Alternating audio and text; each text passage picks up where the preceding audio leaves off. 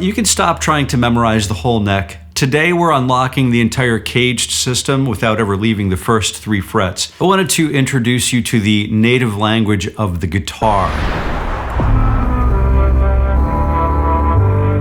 I want you to think about the native language of guitar as we go through this series. This is the first roadmap in our Jason Carey Guitar 2.0 binder. So I wanted to break down the C and A chord shapes in the open position, and I wanted to focus on arpeggiating the chords and hearing the sound and training our tonal memory. So let's go ahead and begin with the C major chord. I like to start with the open A string and move up to fret number 3 on the A, fret 2 on the D string, and then open G, and that's all we really need for the C major triad. But we're going to take full advantage of all of the C major triadic tones in open position with finger 1 and open high E string on the top. We could use the open low E string to fill out this sound, or we could use fret 3 on the low E string, which is reminiscent of the first chord in the song, what is it? Wish You Were Here, or Mother, or any, a number of Roy Orbison tunes. But we have this really nice G, C, E, G, C, E. Interesting stuff. So before I start strumming this thing, I like to arpeggiate it to be sure that we have each note being played in a clean and clear manner.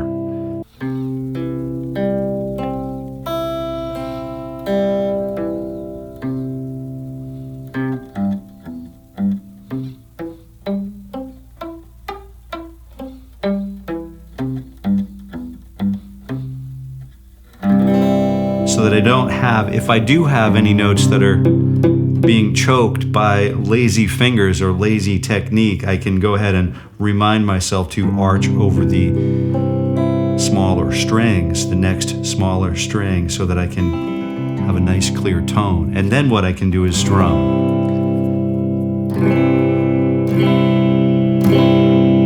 All right, so now what we've done is we've covered the C chord, but also I'd like to really arpeggiate it and break it down in the sense that it's a functional linear arpeggio. So we're taking all of the C, E, and G notes found in the open position. We're not jumping up out of the open position today. We have everything we need right here in open position. So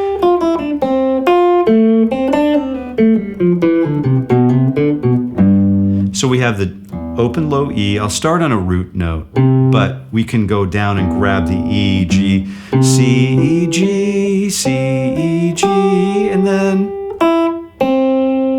I'm careful to want to tonicize each root note when we encounter it, because this helps me to center my ears and remember where the center of the conversation is at any given moment. So for this given moment that we are sharing together, we have this C-ishness.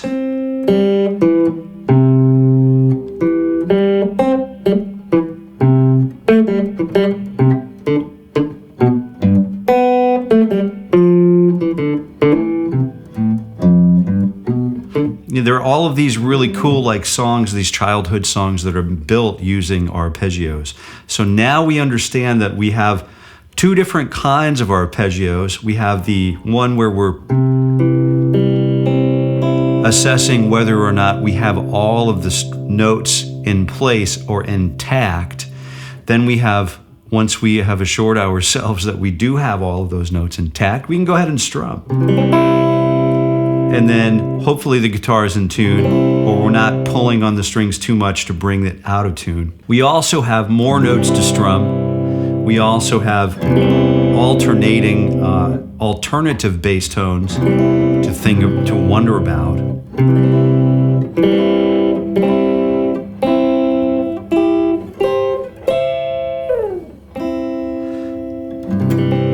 Good. So we're staying right here in open position, so no worries. Then we have another approach. We have a linear arpeggio. I'm just trying to make it as musical as possible. We're starting with 3, 2, open, 1, and then we'll stop there. And we'll start there one more time. We'll move all the way up from C to E to G, and then back down to C. And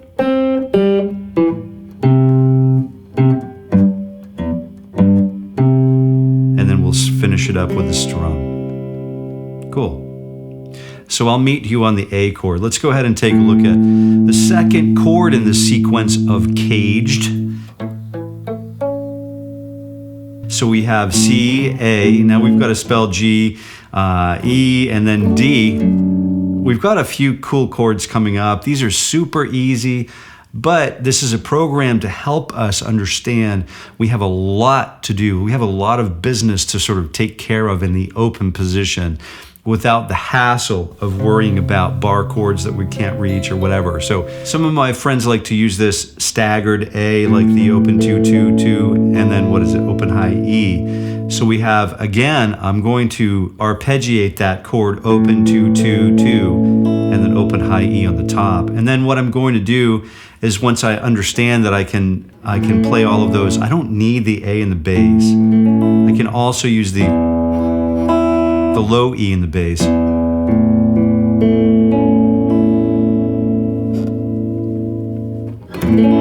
going to strum that chord as well. We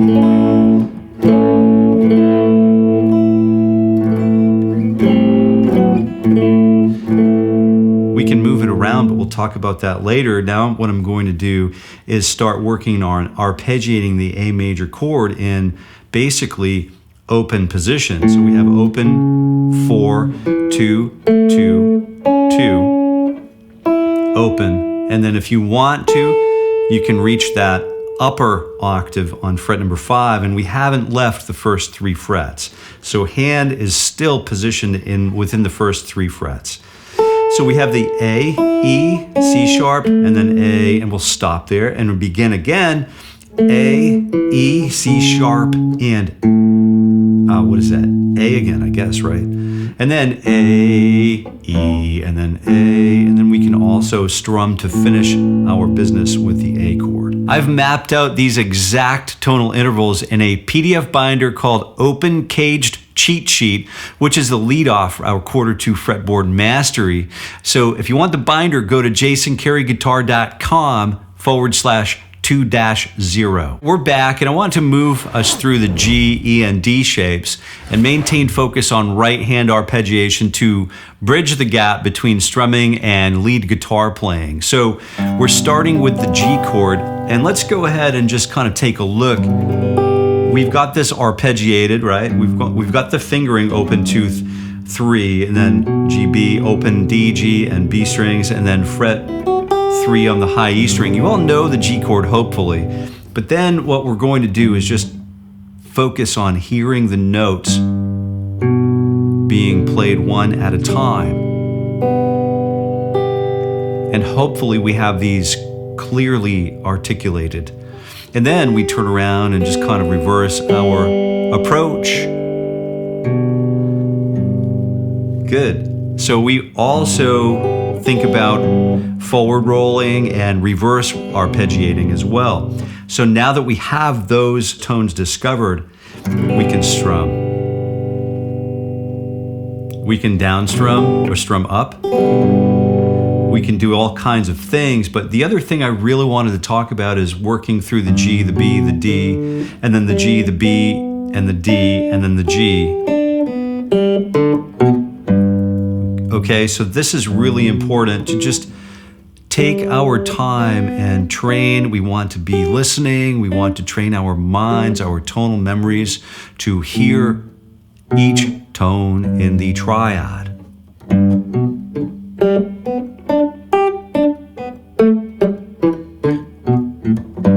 We can add a couple of extra things here and there, but we basically have the G chord, and we know that we can arpeggiate that. Now we have the E chord, right? So let's go ahead and use fingers 2 and 3 and 1 on frets 2 on the A, 3 on the D string, and then 1 on the G string. So we have an E, a B, an E, a G sharp, and then a B, and then an open high E on the top. Sounds great. Let's go ahead, and now that we've arpeggiated it, let's reverse arpeggiate it just to be sure that we're not leaving that out, because it is an entirely different feel. Then we can strum. We can work on mastering our strum by adding some palm muting, or starting with a palm mute and lifting off so that we expose the high E and B strings. And then we can also try to balance our upstroke with the downstroke. This is a really huge part of playing the electric guitar that a lot of us can kind of overlook. You know, did this sound good? Did this upstroke sound exactly like the downstroke? No, it did not. So I'm going to have to go back and practice that upstroke so that it's the same dynamic level, the same loudness level, and the same feel. I'm getting it. I want to highlight the low E string when I come down. Good. So we have the E major arpeggio starting with the low E, and then moving up to fret 4 on the low E string, and then 2, and then roll that second finger from the tip of the second finger up to the fleshy part of the second finger on the D string, finger 1 on the G string, and then open B, and then open high E, and then you can grab that G sharp on the top.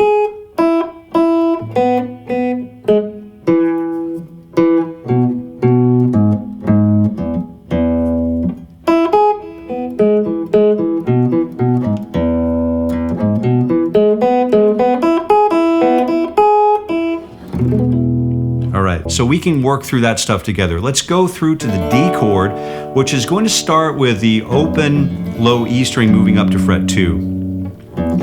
I can grab it with a couple of different ways. I can use this sort of like the bad guitar technique with the thumb, getting the thumb up and over the low part, the bottom or the upper part of the neck, and do that wrap around. Or we can go ahead and just kind of play finger 2, 1 here, and then open A, open D, fret 2 on the G string, fret 3, and then fret 2.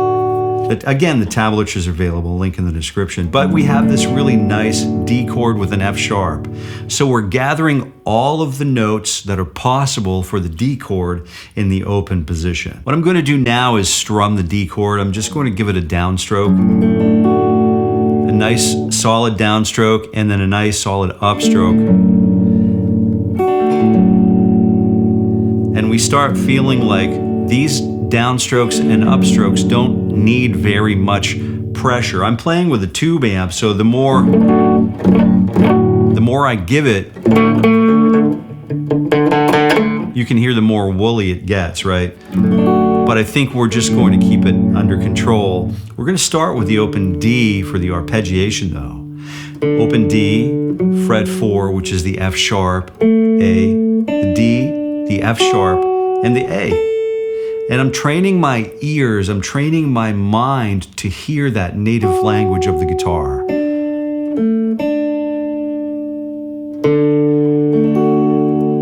Right.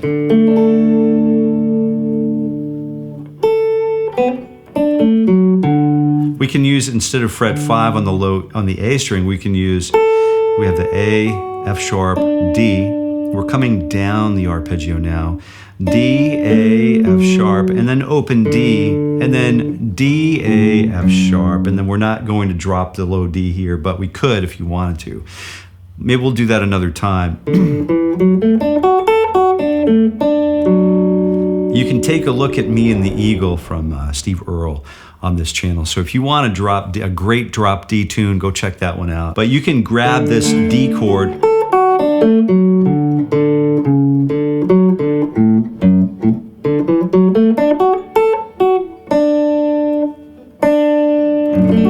and then put it to work for yourself and really give it a great bouncy feel, a melodic feel. But what we're doing here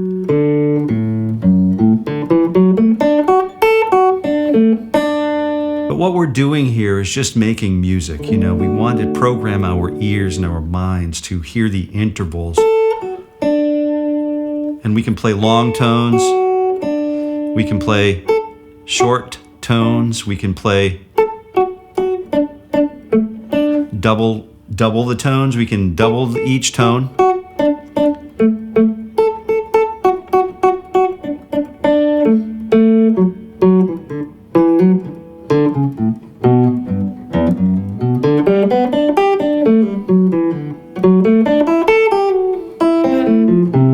We can do all kinds of things and start blending all of these chords and arpeggios together.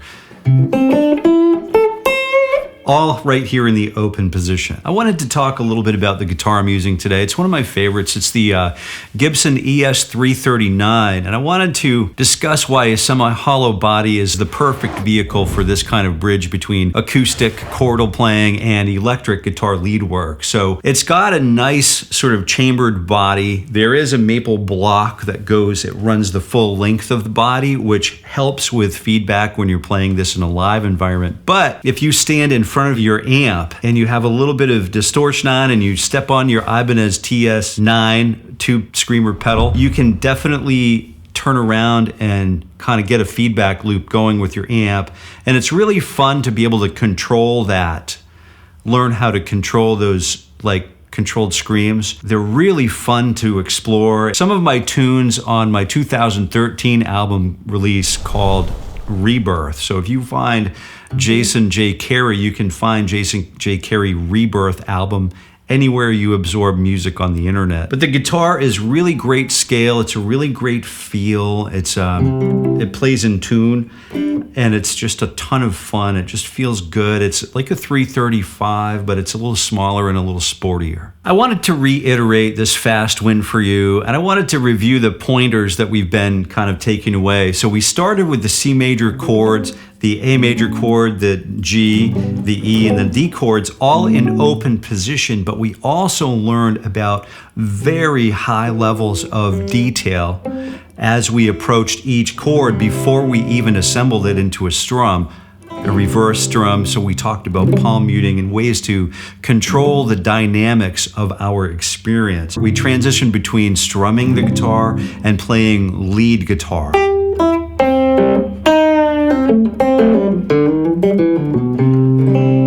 We also started to train our minds to like hear what's going on with the guitar. We just stay here in the open position and get all of the big work done that we can then transition across the guitar neck. These are really huge wins for you. But I would like for you to spend time with these, take one day and really just study the C chord and just get with the C chord. And on day 2, I would study the A chord and everything about it. Take one chord per day so that I could really learn how to wrap my ears around what's going on with each chord. You can't spend enough time doing that kind of work. And it's fun, it's centering, it's just good quality time that we're going to spend down with the guitar. Yeah. At last, I really appreciate you spending the time with your guitar and you being a torchbearer. I really do appreciate you being a torchbearer. And I read your emails and I know people are finishing building their own guitars. I really appreciate the community that's building here. So if you want to continue diving a little deeper with us as we proceed together through 2026 at Jason Carey Guitar 2.0, you can go to jasoncareyguitar.com/2-0, and I would encourage you to watch this video right here. It's specifically for you. It's another great win, and I think you're going to enjoy it. Leave us a comment over there as well, and until we meet again, I wish you happy picking.